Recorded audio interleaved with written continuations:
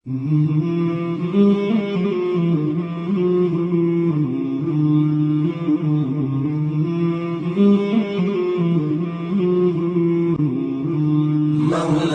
صل وسلم دائما أبدا على حبيبك خير الخلق كلهم.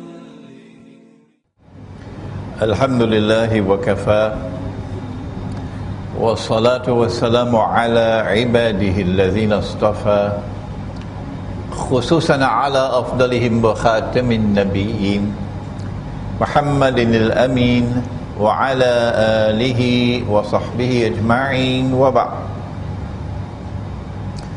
فأعوذ بالله من الشيطان الرجيم. بسم الله الرحمن الرحيم. ونزلنا عليك الكتاب تبيانا لكل شيء وهدى ورحمة وبشرى للمسلمين. صدق الله العظيم. We begin with Allah's blessed name. We praise Him and we glorify Him as He ought to be praised and glorified. And we pray this night for peace and for blessings on all His noble messengers, and in particular on the last of them all, the blessed Prophet Muhammad sallallahu ta'ala alayhi wasallam. As we assemble here in Masjid Al-Ghufran in Tamantun, Dr. Ismail in Kuala Lumpur in Malaysia, to begin, and tonight it's the first lecture of what I hope will be several attempts at the subject. The Sufi, the Salafi, and Akhirul Zaman. And I want to begin by drawing attention to the fact, whether you are in Surabaya in Indonesia, or you are in Tirana in Albania, or you are in United States or Japan, all around the world today, the evidence is very plain and clear that we are located at perhaps the most dangerous moment in all of history so far. That there has never been in human history a more dangerous moment than this moment now. And I plead for those who are asleep to wake up. For tomorrow it might be too late. If Israel attacks Iran, which can happen at any time, then it should not be difficult for us to recognize that such an attack is most likely to lead to a series of events which will culminate in nuclear war. And that nuclear war is likely to be waged primarily between the NATO alliance. In fact, it should be called the Zionist NATO alliance, and the Russian-led alliance.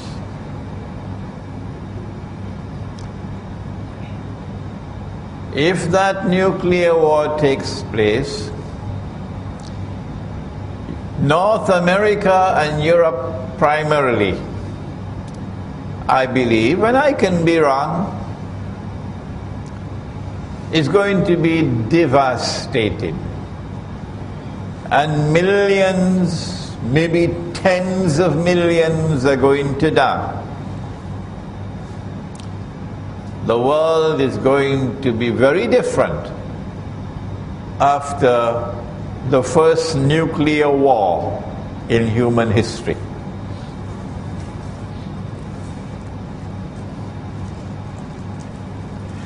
That war will be waged because the Zionists are provoking it.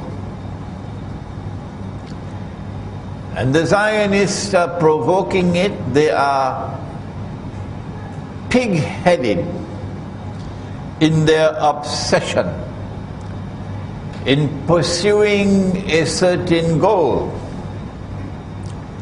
of ruling the world, of establishing their political and economic dominion over all of mankind, so that Israel might become the ruling state in the world, succeeding the United States of America. From where has Imran Hosein got this analysis?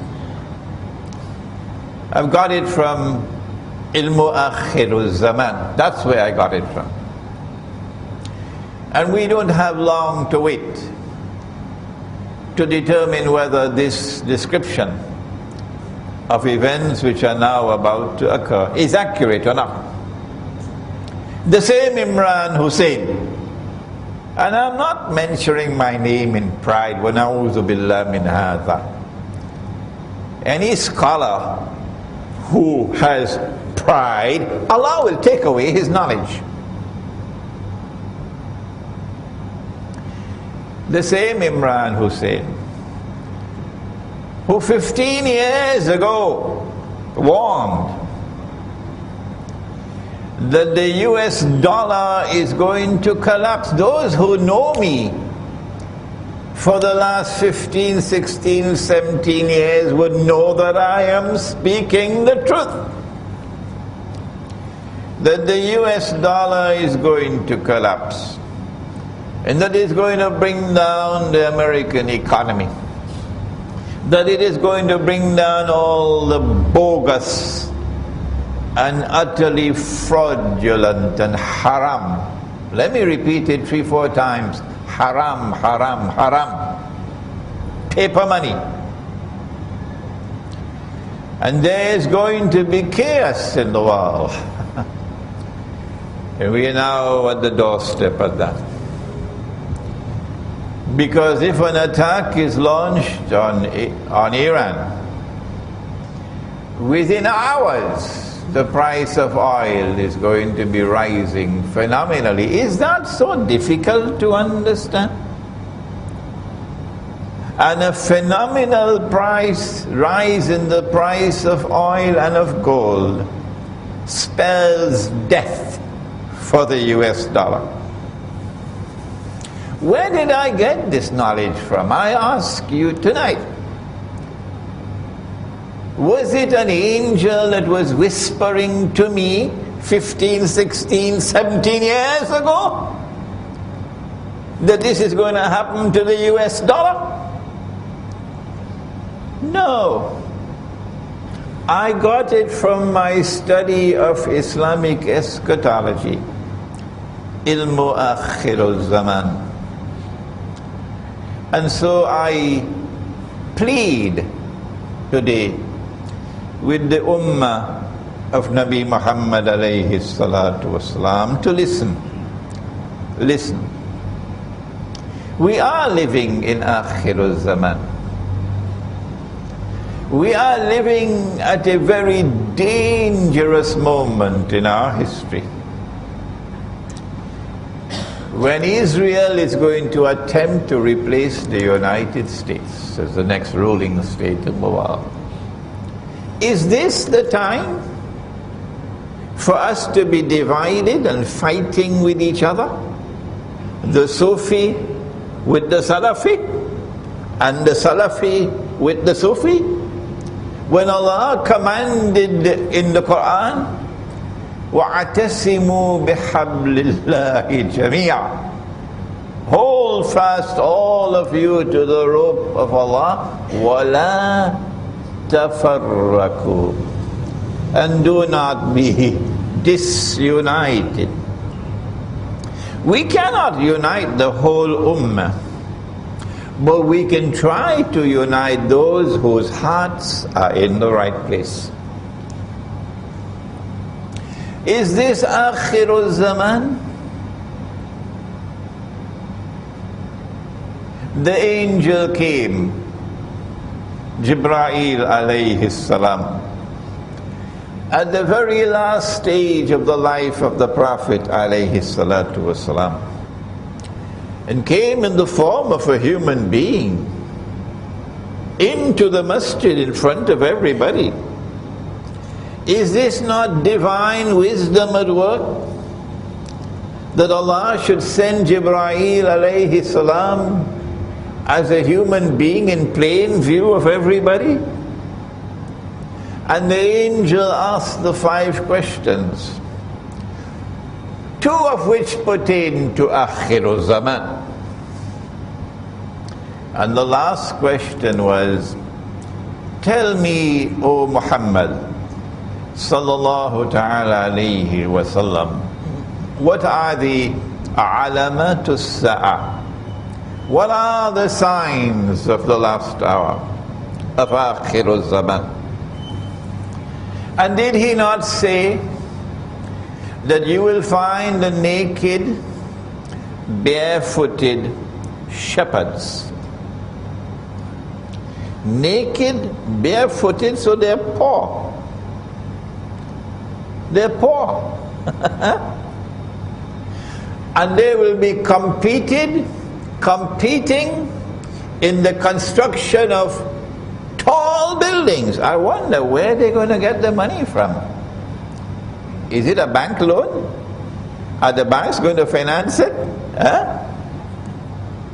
The naked, barefooted shepherds will compete with each other in the construction of tall buildings.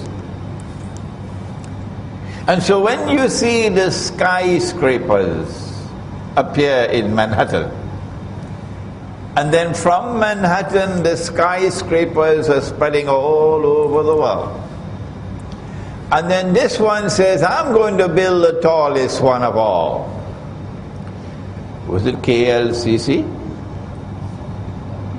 And then that one says, no, I'm going to build a taller one. And then Dubai came along and says, I'm going to beat all of you. And now Jeddah says, wait, you will see. Huh? Is this not sufficient evidence for the ummah of Muhammad alayhi salatu wasalam that you are living in Akhirul Zaman, and that the resources of the world, the wealth, are now in the hands of foolish people. People who waste and squander wealth in the pursuit of PR projects, public relations projects, to inflate their ego. Yes, there is evidence, startling evidence. Well then, how come we are not paying attention to the subject of ilmu akhirul zaman when the tall buildings are there? Did he not say, sallallahu ta'ala alayhi wa sallam, that in akhirul zaman women will be dressed and would yet be naked? Did he not say that? What more are you waiting for to recognize that you are living in Akhirul Zaman? Did he not say, can you sense my frustration? That women will dress like men with the jacket and the trousers. Lots of them now in blue jeans. I call them the blue jeans Jamaat.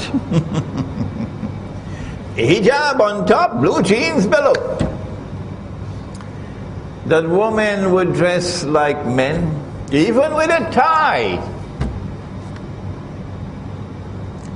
and that men would dress like women. When men start dressing like women, it's the loss of manhood. What more evidence do we need that we're living in Akhirul Zaman? In Akhirul Zaman, Dajjal wants to impersonate the true Messiah, Nabi Isa alayhi salam. Did the Prophet not say, sallallahu ta'ala alayhi wa sallam, that Nabi Isa alayhi salam will return? Yes, he did. And that when he comes back, he is going to come back in the capacity of Hakim, one who rules, and Hakimul Adil, one who rules with justice. When he comes back, there can be no rival to his rule. No. The Security Council of the United Nations cannot impose their authority over Nabi Isa alayhi salam. No, you must be nuts. And so when he comes back, his will be the supreme power, the supreme rule in the world. Is this so difficult to us understand? And this is what Dajjal wants to do, because he wants to impersonate the true Messiah. If Dajjal is to rule the world, he has to do it from Jerusalem in order to convince Banu Israel that he is indeed Al-Masih. He has to do it from a Jerusalem which is the capital of the holy state of Israel. So he'll have to establish an Israel and claim that this is holy Israel. And he'll have to make that Israel the ruling state in the world. And so when you see a state of Israel created in the Holy Land in 1948, more than 60 years ago, here is evidence, startling evidence, that Dajjal is on his way in pursuit of his mission, and that you are living in Akhir Zaman. Is it not time to wake up? And when you see that state of Israel over the last 60 years, constantly growing in power and influence, to such an extent that today Israel controls the American Congress, not Obama. If Obama is listening to me today, he will shake his head and says Imran is correct. It is the Congress that controls, not the President, not the American armed forces. And the Zionists control the Congress on behalf of the State of Israel. And so when you see that State of Israel poised to replace the United States of America as a ruling state in the world, is it not time to recognize that you are living in Akhirul Zaman? We are living today in a world in which there is more fasad. Be careful of that word, because fasad is in the Quran. Fasad is of different kinds. Fasad is that which corrupts and destroys. And there is, the Quran speaks of agricultural fasad, corrupting food, destruction of food. The Quran speaks of sexual fasad, Sodom and Gomorrah. The Quran speaks of many different kinds of fasad. Perhaps the most dangerous one of all is fasad in money. Yes. Nabi Muhammad alayhi salatu wasalam spoke about riba. And one form of riba is borrowing and lending money on interest, money. And so the money lender was cursed by Nabi Muhammad alayhi salatu wasalam. He cursed all four, and he said they're all equally guilty. The one who takes riba, the one who gives riba, the one who records the transaction, and the two witnesses. And the very last revelation to come down in the Quran was one in which Allah declared war on the moneylender. فَأَذَنُوا بِحَرْبٍ مِّنَ اللَّهِ وَرَسُولِهِ. And Nabi Muhammad alayhi salatu wasalam waging war on the moneylender. But the Prophet sallallahu ta'ala alayhi wasallam prophesied that the time will come when you will not be able to find even one person, not one, in all of mankind who will not be consuming riba. And if anyone were to claim that he is not consuming riba, verily the dust of riba would be upon him. Verily the vapor of riba would reach him. Are we not living today in a world in which the money lender controls the economy? It is called the bank. Is there not riba all around us today? And therefore the curse of Nabi Muhammad alayhi salatu wasalam all around. What more evidence do we need that this is Akhirul Zaman? But there is another form of riba. If you meet a man coming to the market, and you'll get all of these ahadith in my book on the back entitled The Prohibition of Riba in the Quran and Sunnah. It's also on my website.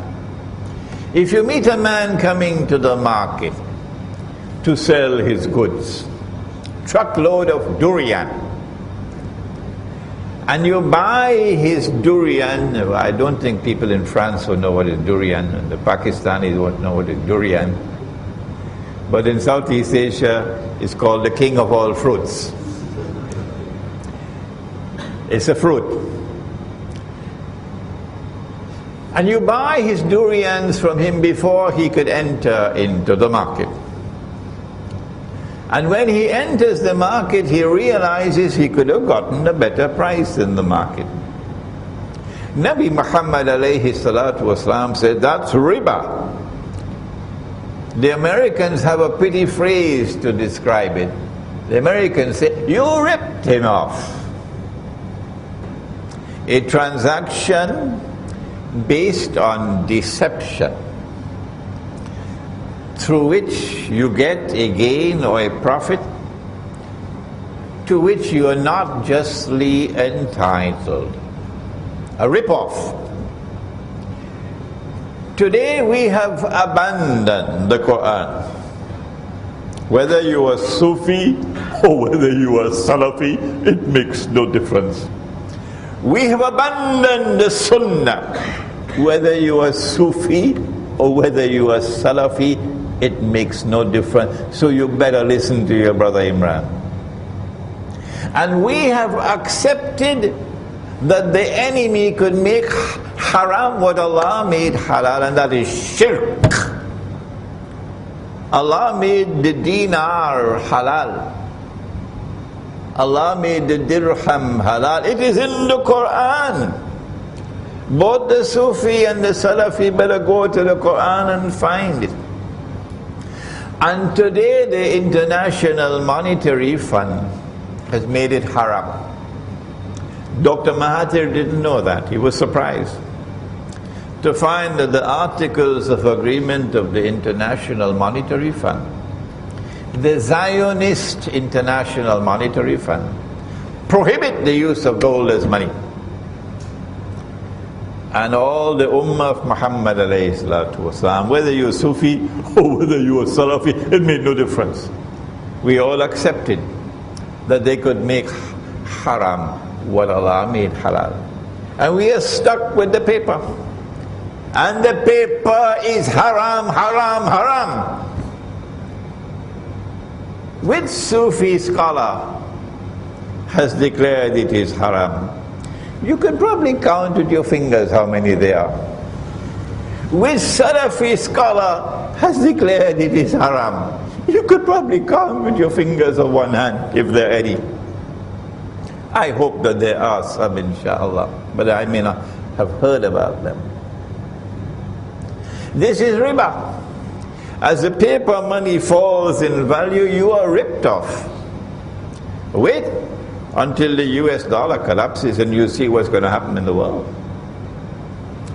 And so here is evidence, startling evidence, that there is fasad in the economy.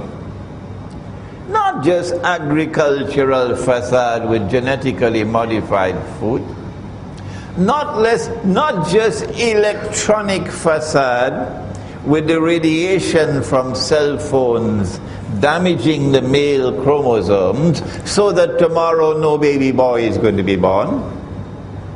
And so the prophecy will be fulfilled that one man would have to maintain 50 women. That's akhiru zaman. Not just political fasad, and I wish I had the time to explain the political fasad, but fasad in the economy as well. Fasad everywhere you turn. What is it that explains this universal fasad? The Quran tells us, Inna ya'juja wa ma'juja mufsiduna fil ard. That Gog and Magog have PhDs in fasad. And when Allah releases them, حَتَّى إِذَا فُتِحَتْ يَأْجُوجُ وَمَأْجُوجُ وَهُمْ مِنْ كُلِّ حَدَبٍ يَنْسِلُونَ. They're going to spread in all directions. And they will bring universal fasad to the world.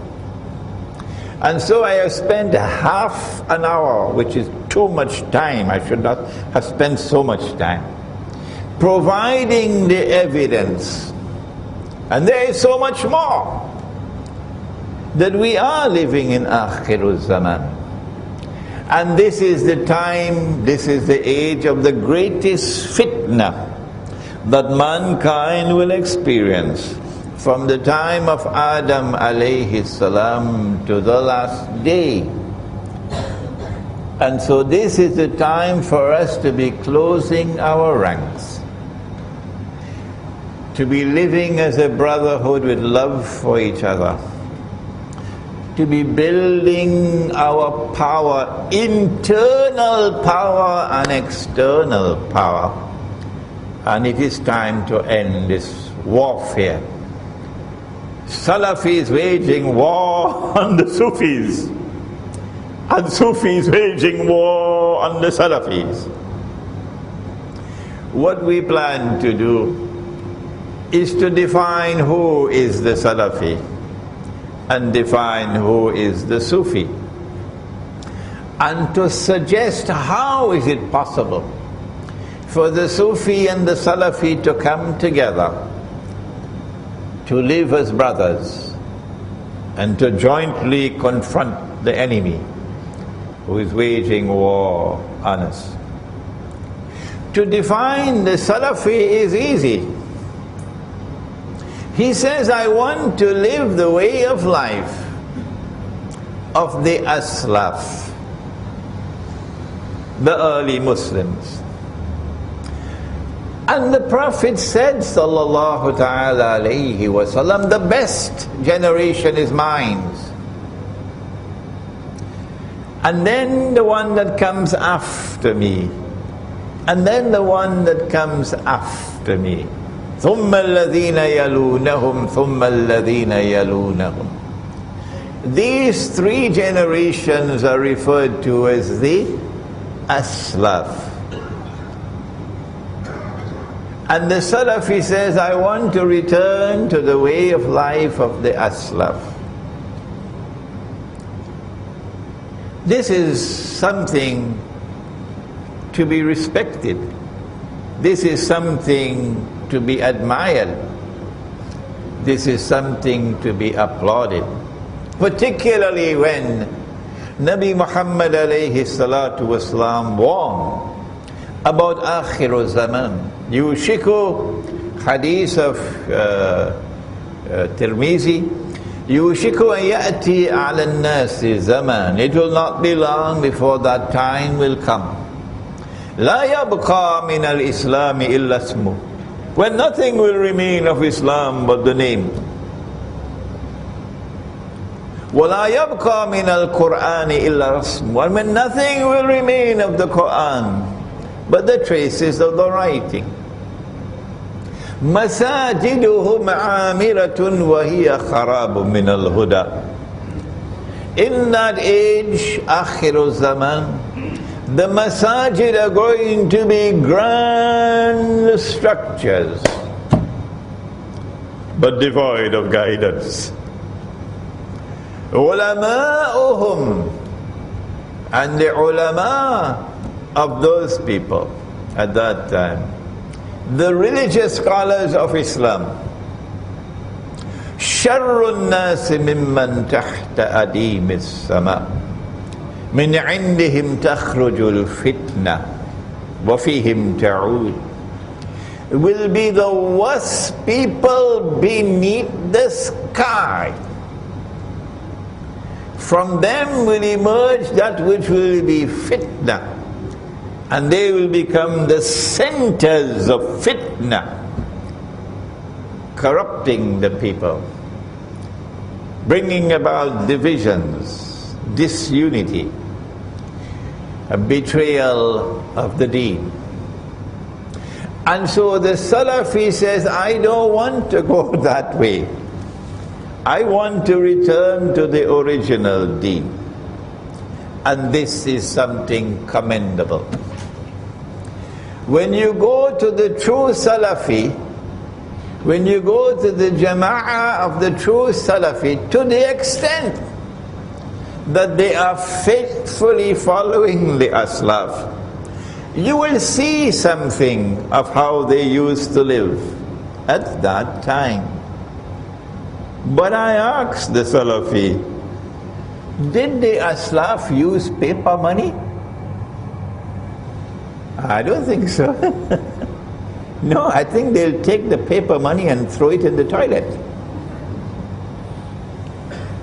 Did the Aslaf go and vote for an Islamic political party, fighting elections under a modern constitution of a modern state, which declares that sovereignty no longer belongs to Allah? That's Egypt, that's Tunisia, that's Libya, that's Turkey. That sovereignty now belongs to the state. And you are going to fight in elections after Mubarak has been removed in conditions that are very suspicious. And you are now going to enter into a marriage with the Egyptian armed forces? And you say you are Salafi? Is this the way of life of the Aslaf? Or should you not be struggling to restore the Khilafah? struggling to restore Darul Islam. And so, yes, it is commendable that you should try to restore the way of life of the Aslaf. But I think you need a little help, because you're not seeing what we are seeing. You are blind. You are blind to the traps which have been laid for you in the modern age. You are following the Aslaf externally. Why don't you look at the Aslaf internally? Did the Prophet sallallahu ta'ala alayhi wasallam not say, and my teacher of blessed memory, Maulana Dr. Muhammad Fadlur Rahman Ansari rahimahullah, taught us when we were students in Pakistan, in Karachi, at the Alimia Institute of Islamic Studies. That's where I learned from him. And he repeated this hadith so often that Nabi Muhammad alayhi salatu wasalam warned. He said, "Ittaqu firasat al-mu'min, فَإِنَّهُ يَنْظُرُ بِنُورِ اللَّهِ." Fear the firasa, that wisdom which comes from internal, intuitive, spiritual insight. Fear the firasa of the mu'min. For when he sees with the nur of Allah. And that is Sufi. That is tasawwuf. And it is time for the Sufis to be reminded about that. Because they are also using the same paper money. And they are also voting in elections. Every election they are voting. And yet they say we have the right Islam, and those fellows, they are wrong. What is Sufism? We have just another 2 minutes to introduce the subject of what is Sufism. The angel came and asked 5 questions. You remember?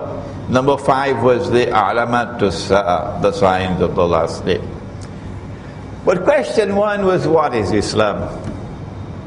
And question 2 was, what is Iman? And then question 3 was, what is al-ihsan? And we heard an answer we never heard before.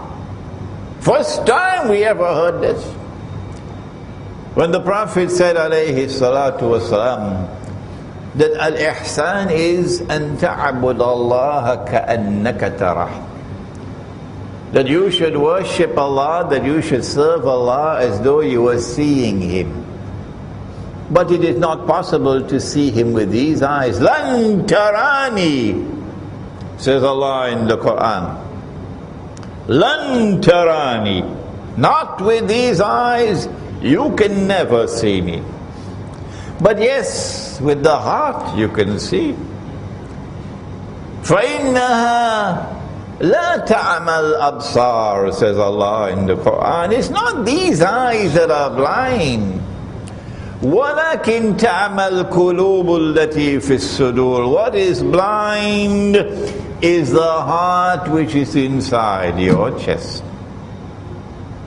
When faith enters into the heart, then nur enters into the heart. And then the heart can see what otherwise cannot be seen. That is Sufism. That is tasawwuf. And that is the highest stage of religion. Personally, I wish the word Sufism had never been invented. My life would have been easier. That we never had the word tasawwuf, my life would have been easier. All that we needed is al-ihsan. To be able to see with the heart that worships Allah what otherwise cannot be seen. Let us now interrupt for the azan of Isha. Bismillahi awwaluhu wa akhiruh. I wish that the word tasawwuf had never been invented. That the word Sufism, which is an English word, had never been invented. Life would have been easier. We didn't need these terminology when we had the word al-ihsan. Al-ihsan is to worship Allah and to serve Allah as though you are seeing Him with the eye of your heart. فَإِن لَمْ تَكُنْ تَرَهُ فَإِنَّهُ يَرَاكَ. If you have not reached that stage as yet where you can see with the internal eye and worship Him, then at least this you should recognize that He is seeing you. And so the heart can see, but the heart can only see when there is faith, and the heart can see only when there is nur in the heart. And in Ayatun Nur, which is ayah number 35 of Suratun Nur, surah number 24, Allah says, "Ba'da'udhu billahi minash shaitanir rajim, yahdillahu li nurihi man yasha." Allah guides to His nur whomsoever Allah chooses. So it is Allah to choose. No, we can't choose. There is no way by which we can learn and get the nur. It is when Allah chooses a servant, He will give to that servant nur. And with that nur, he'll be able to see what otherwise cannot be seen. اتقوا فراسة المؤمن فإنه ينظر بالنور الله. And Nabi Muhammad alayhi salatu wasalam warns, he warns. Fear, the firasa, the wisdom built on internal, intuitive, spiritual insight. Fear the firasa of that mu'min. Fear it. Who when he sees with the nur of Allah. What is the status of that nur? Let me take the discussion one step further, and what an important step it is.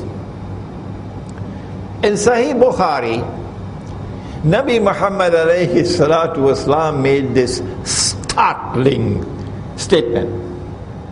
He said that Nabuwa, or prophethood, is comprised of 46 different parts.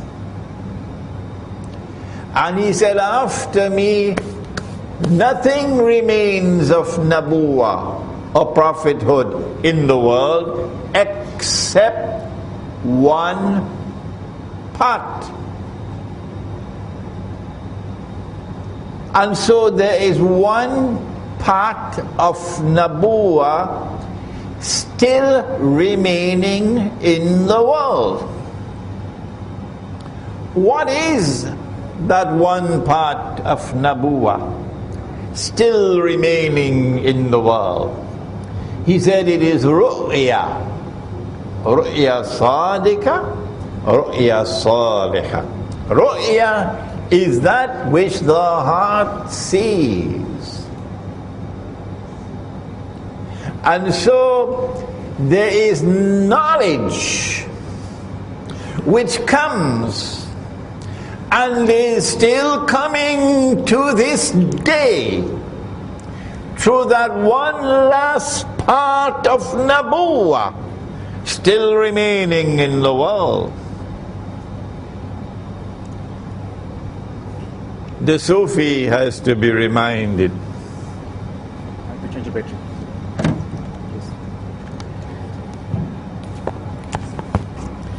the Sufi, our brother, the Sufi has to be reminded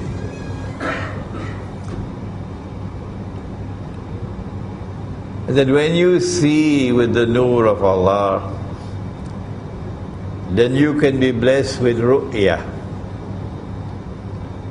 vision, insight. Every scientist in the world knows that all major discoveries in science came after you had done your homework through insight. Insight. And if we had that insight, if we had that ru'ya, then as Sufis you would have been able to recognize that the paper that you have in your wallet and that you are using to buy and to sell, it is shaitan who gave it to you.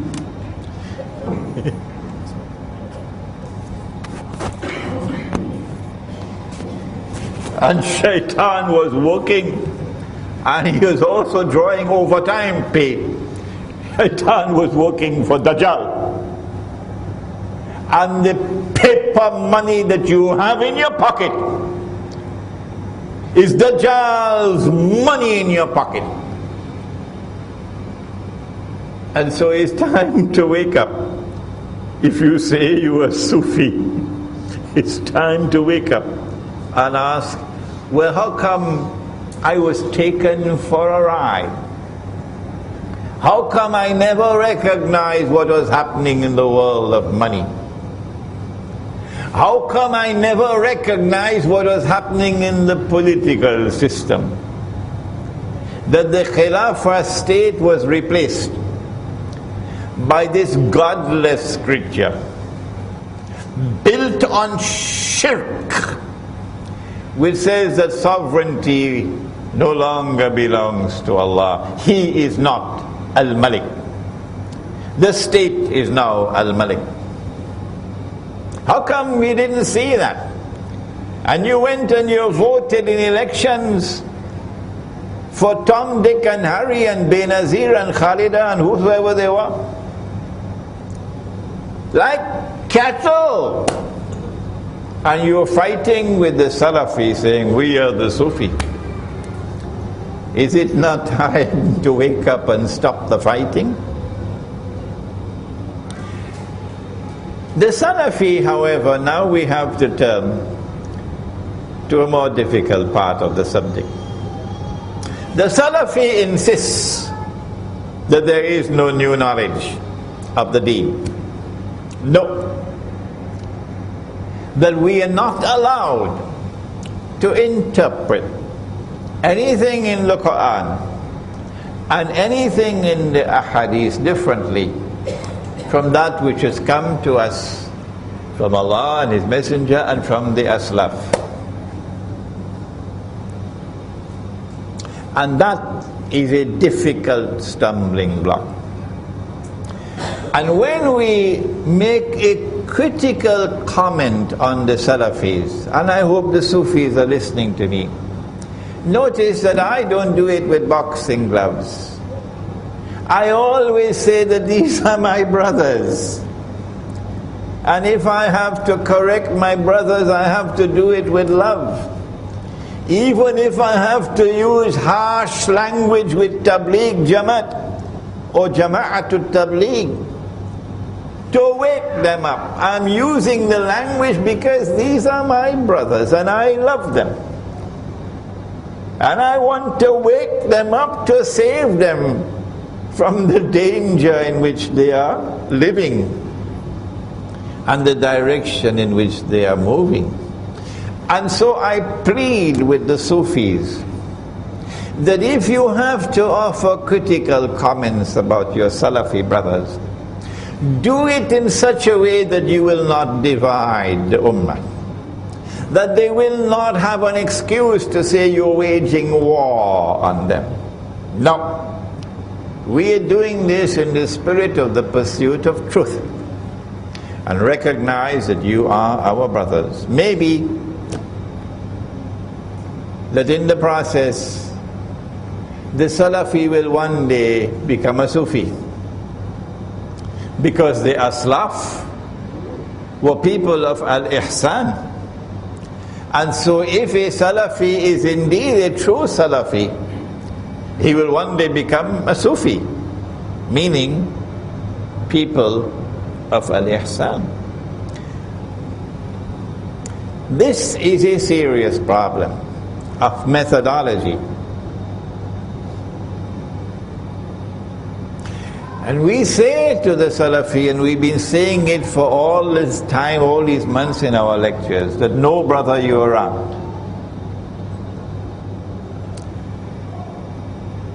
There are verses of the Quran which could not be understood.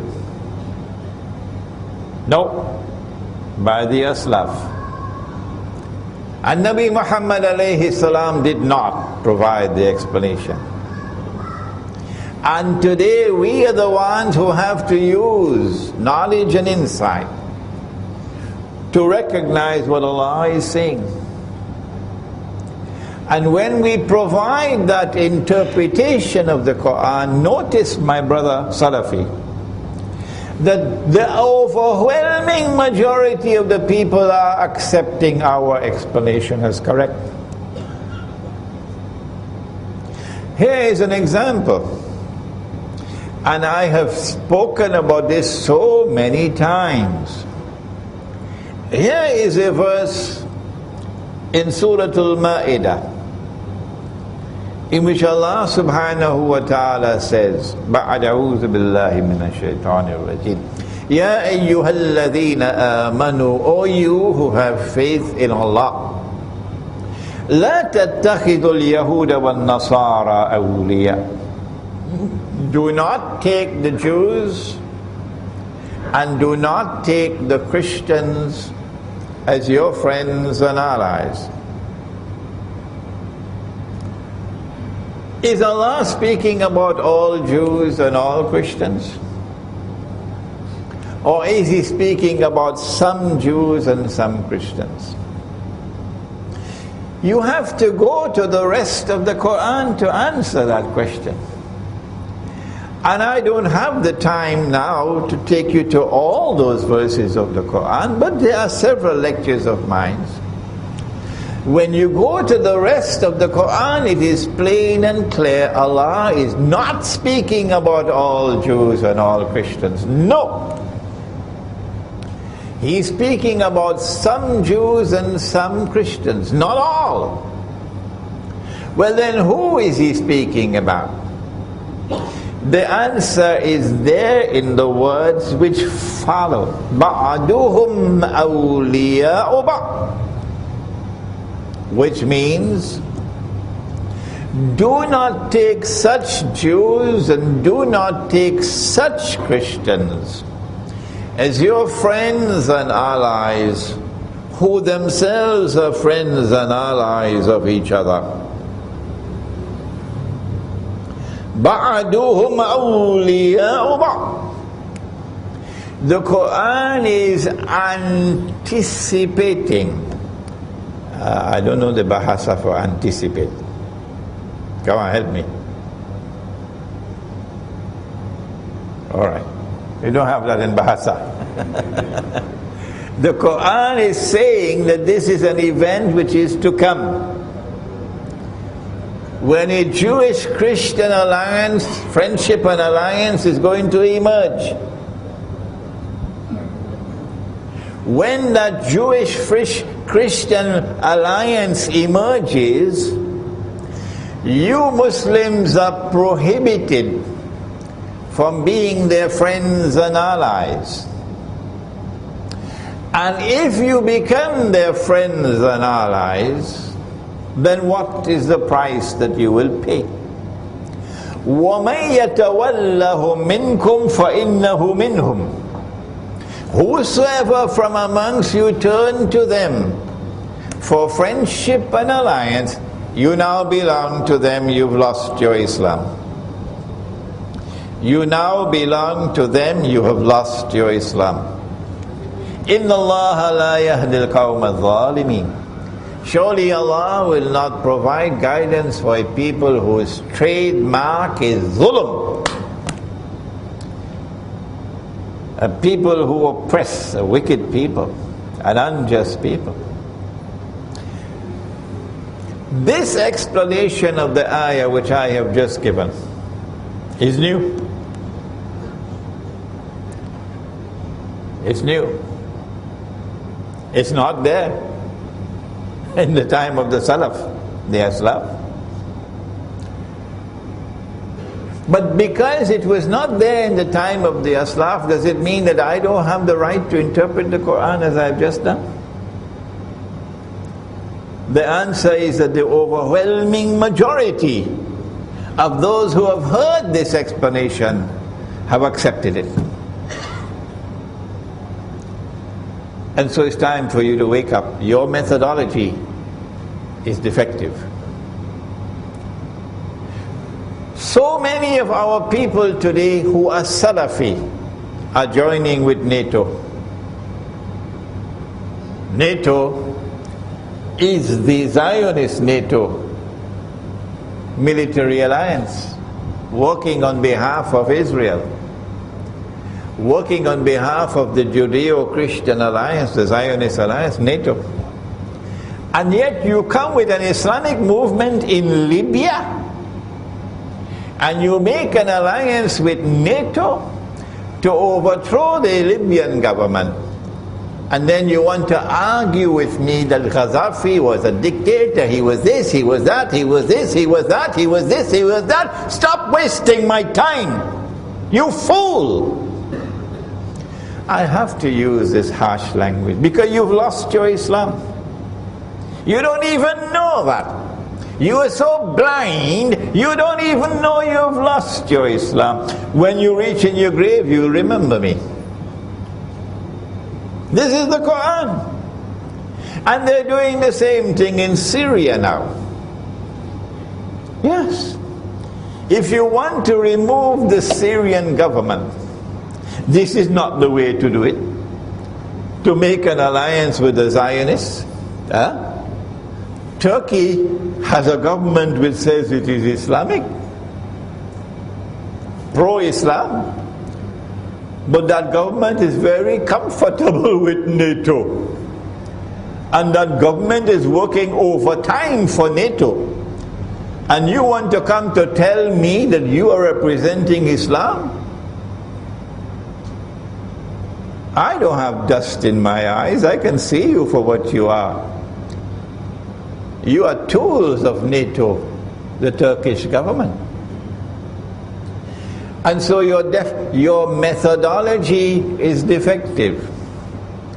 And now we turn to another verse of the Quran, in which Allah subhanahu wa ta'ala says, بعد أعوذ بالله من الشيطان الرجيم. It is in Surah Al-Anbiya. وحرام على قرية أهلكناها أنهم لا يرجعون. Allah speaks about a town, a city, which He destroyed, and the people were expelled, and Allah placed a ban on them that they could never return to reclaim that town as their own. Tabule. Hatta, until they will return to reclaim the town. When? إِذَا فُتِحَتْ يَأْجُوجُ وَمَأْجُوجُ. When Gog and Magog are released. وَهُمْ مِنْ كُلِّ حَدَبٍ يَنْسِلُونَ. And they spread out in all directions with their fasad. But they're not only people of fasad. Hadith al-Qudsi, Sahih Muslim. I have created creatures of mine so powerful that none but I can destroy them. None but I can wage war with them. These are Gog and Magog, Ya'juj and Ma'juj. We have interpreted this verse of the Quran, and we have declared that this town is Jerusalem. This is the heart of this book, Jerusalem in the Quran. The heart of this book is that the town is Jerusalem. This book became a bestseller 10, 11 years ago. And after 11 years, it is still a bestseller. And it is translated into probably about a dozen languages by now. The overwhelming majority of Muslims today who have heard this interpretation have accepted it. But this is not there in early Islam. No. When we recognize that the town is Jerusalem, we know that Allah is speaking about Banu Israel, that He destroyed Jerusalem. He expelled Banu Israel. He placed a ban on them, and for 2,000 years they could not return to reclaim Jerusalem as their own. And yet today they have returned and they have taken control of Jerusalem. What is the explanation? We ask our Salafi brothers, and they are our brothers. How many times must I repeat it? Imran Hosein is not waging war on you, no. Imran Hosein loves you. You, my brothers. And Imran Hosein wants to unite the Ummah. What's wrong with that? 2,000 years after Jerusalem was destroyed, Banu Israel was expelled. 2,000 years later they returned. And they are now taking control of Jerusalem. And the Quran says of itself that it is tibyanan likulli shay. It explains all things. I ask you, what is the explanation in the Quran for the return of the Jews to the Holy Land, to Jerusalem, to reclaim it as their own 2,000 years after Allah had expelled them? And I say to you, brother, this is the explanation in Surah Al-Anbiya. And the overwhelming majority of the Ummah is accepting this explanation. You being left behind. All that I'm asking you to do is to look again at your methodology and recognize that there is new knowledge that comes. And with that new knowledge you can understand what previously could not be understood. I'm running out of time. I would have loved to go on to some more verses of the Quran, but I have to go to the ahadith before we can end. I don't want the Imam to stop me before I give you some ahadith. The Prophet said, sallallahu ta'ala alayhi wasallam, that Dajjal will ride on a donkey. The donkey would travel as fast as the clouds. The donkey will have his ears stretched out wide. We have interpreted the hadith to say that that donkey is already here. That flying donkey is already here. It's the modern aircraft. And the overwhelming number of Muslims out there who listen accept that this is correct. But you insist, because this was not expressed by the Aslaf, you insist as Salafi with this defective methodology that you have to wait for the flying donkey. Brother, you're waiting in vain. And I'm using the first person now. I'm speaking to you with love wherever you are in the world. Your methodology is defective. The Sufi methodology recognizes insight, recognizes the capacity to see with nur and therefore to provide a new explanation. That's the Sufi methodology. And I got that from my teacher, who was a Sufi Sheikh. I'm going to come back to that in a moment, inshallah.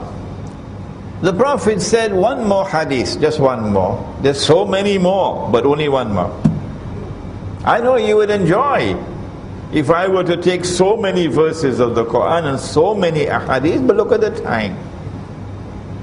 The Prophet said, sallallahu ta'ala alayhi wa sallam, Sahih Bukhari, Sahih Muslim, that the river Euphrates will uncover a mountain of gold. A mountain rises high up in the sky. Mountain is not a hill. A mountain rises high up in the sky.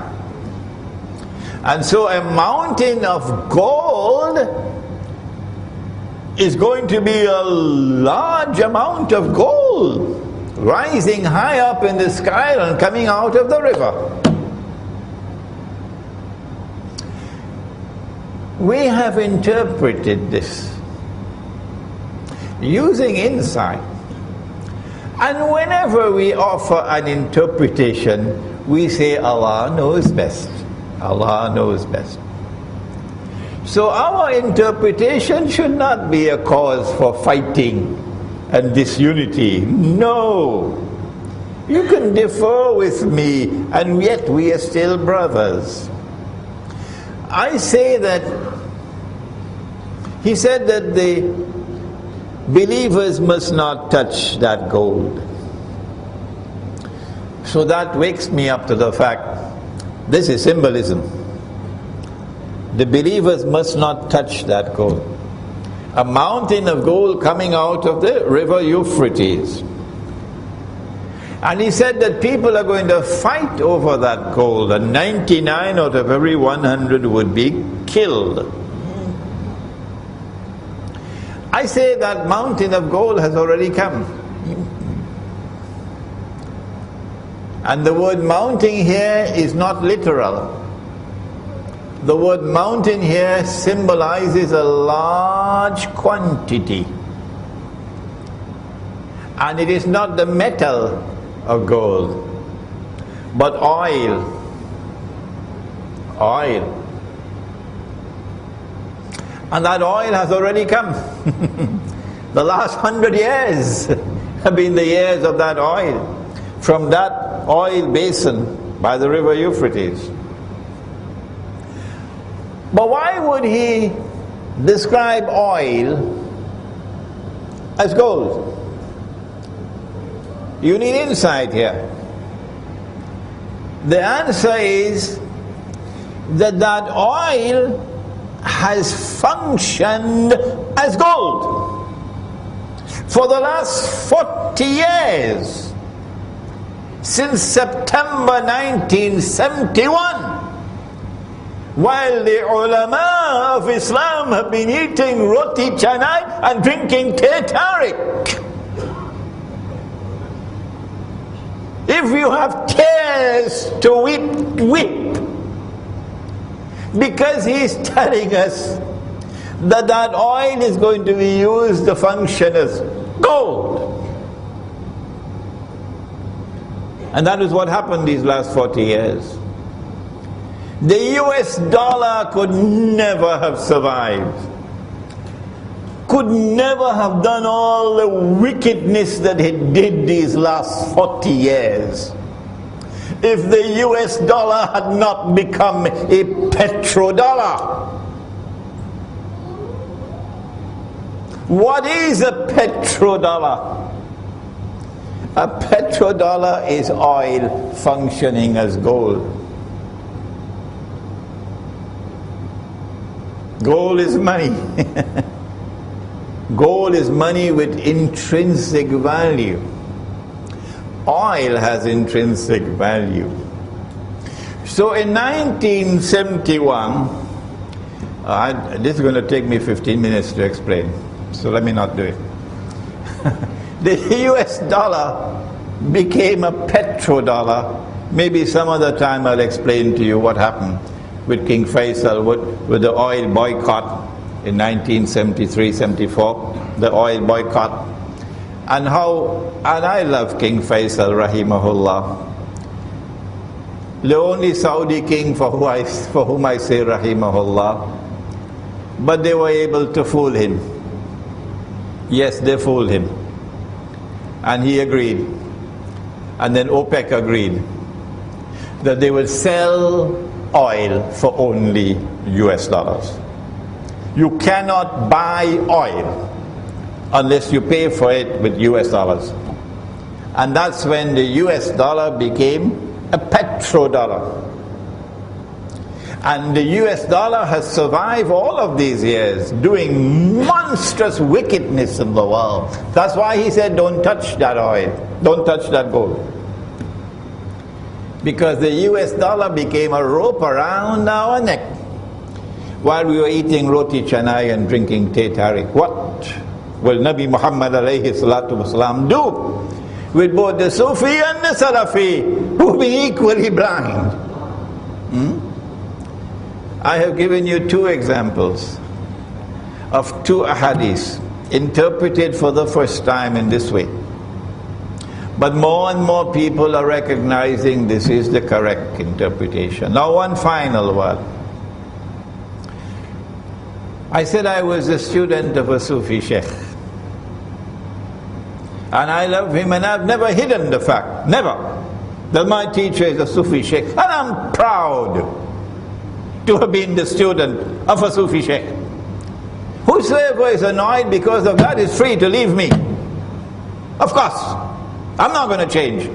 I'm proud to be the student of a Sufi Sheikh, Maulana Dr. Muhammad Fadlur Rahman Ansari, rahimahullah. And it is because of the training that I got from him that I am blessed today to do the work that I am doing. The Sufi Sheikh. But why do I no longer declare I'm Sufi? Why? You never hear me saying that. Why? I'll tell you why. I do not want to have to answer for Sufi practices which I cannot defend. No. And secondly, I want to plead with the Sufi that if you have a religious practice, like we have right here in this masjid after the Salatul Maghrib, and we recite all these tazkirat for a long time. If you have a religious practice, which you may have practiced for generations and generations, and you're very comfortable with it, something beneficial, not like drinking whiskey, no. But it is not based on the Quran and Sunnah. No. Even though it is beneficial, it cannot be something that is essential. No. If it is not in the Quran and not in the Sunnah, if the Aslaf did not practice it, it cannot be considered to be essential. Not at all. You can say beneficial, but you cannot say essential. And so I want to now ask, we are living on the brink of a pit of fire. The world is going to be very, very different from what it is today in a short time from now. Are you going to allow these religious practices that your father and your grandfather and your great-grandfather and generations have practiced, but it is not in the Quran, it is not in the Sunnah, celebrating the birth anniversary of the Prophet Muhammad alayhi salatu wasalam, Mawlid, standing and reciting salams, Are you going to allow these religious practices to divide you from your brothers when they are not essential? What is more important? وَاعْتَصِمُوا بِحَبْلِ اللَّهِ جَمِيعًا وَلَا تَفَرَّقُوا. It is far more important to preserve the unity of the Jama'ah, the Sufi and the Salafi, than to insist on these religious practices which are not in the Quran and not in the Sunnah. So I have said, in our Muslim village, we will not allow in the masjid any religious practice which is not based on the Quran and the universally recognized Sunnah. And we will not allow it in our public life. But if I want to do it in my private life, that's my business. And if you come to attack me for what I do in my private life, we will throw you out of our Muslim village faster than Federal Express. And I want to suggest this is the formula for unity. The Salafi who listens to me and who has his heart in the right place will recognize this is a workable formula for unity. The Sufi who listens to me and who has his heart in the right place would recognize that this is a workable platform, a workable formula for unity. And so now we end by reminding that we are living at a moment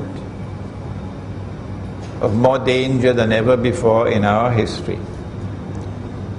Tomorrow the world is going to be very, very different. It's time to wake up. It's time to unite our ranks and no more fighting between us. And so let the Sufi and the Salafi come together as brothers to each other. ربنا تقبل منا إنك أنت السميع العليم وتب علينا يا مولانا إنك أنت التواب الرحيم برحمتك يا أرحم الراحمين آمين. We have time. The Imam has kindly consented for a few questions, so please let's have your questions as soon as possible. Yes. Assalamu alaikum, Sheikh. You mentioned that you yourself don't refer to yourself as a Sufi anymore. So I just want to extrapolate that. Do you think it's a good advice, given the precarious nature of the world, for Muslims not to use these titles, even if you do follow a certain methodology, but to not use the title of Sufi or Salafi personally, and just qualify themselves as Muslim as a first step in avoiding the fitna that you described? It'll be a dream come true if we stop using these titles. The Salafi, if he's indeed Salafi, will grow to become a Sufi, because he'll grow to reach al-ihsan. There's no need to describe yourself as Salafi. The Sufi, if he's indeed a Sufi, would have that ihsan, that capacity to see, and would recognize the reality of the world today, and therefore the imperative of Muslim unity to unite our ranks. If we get rid of the labels, it will be helpful. My teacher, Maulana Dr. Fazlur Rahman Ansari rahimahullah, used to stand up. I don't know where he got the courage from. In India and Pakistan they use different terms. He said, I am not Deobandi, and I am not Brelvi, and I am not Ahle Hadith, and I am not Wahhabi, I am a Muslim. Those are golden words, and that's what we need for today. Any more questions? What is the greatest danger of riba? The hellfire. The hellfire. The hellfire. Because Nabi Muhammad alayhi salatu wasalam cursed The one who is, don't mind if I mention it, he's working in a bank now, but he says, I'm going to get out of the job soon. MashaAllah, MashaAllah, MashaAllah. The others who are working in banks should follow his example. Get out of that job. You're working for the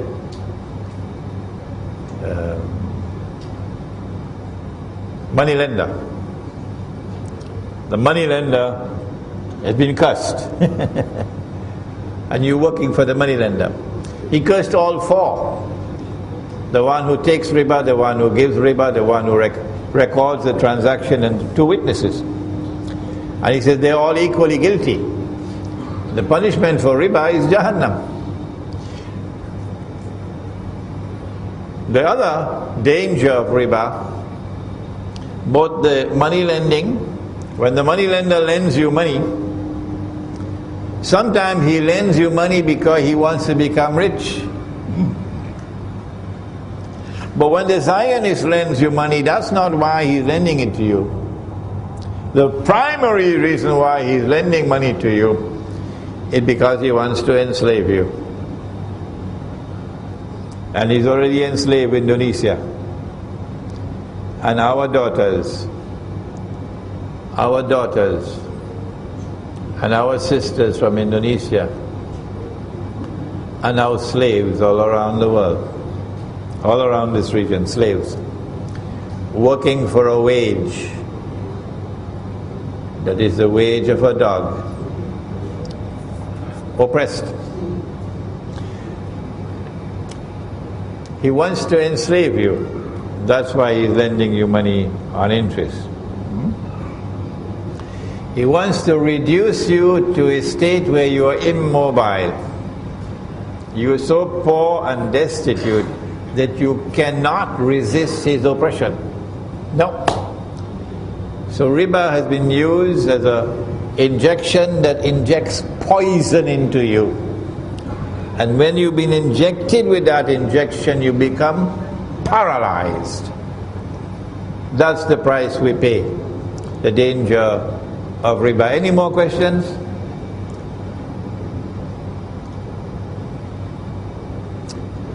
No more questions, okay? ربنا تقبل منا إنك أنت السميع العليم وتب علينا يا مولانا إنك أنت التواب الرحيم اللهم أنت السلام ومنك السلام تبارك ربنا وتعاليت يا ذا الجلال والإكرام سمعنا وأطعنا غفرانك ربنا وإليك المصير وصلى الله تعالى على خير خلقه محمد وعلى آله وعلى أصحابه أجمعين برحمتك يا أرحم الراحمين آمين. After the salat, if you want to bring your books for autographs, you can bring them to me, inshallah.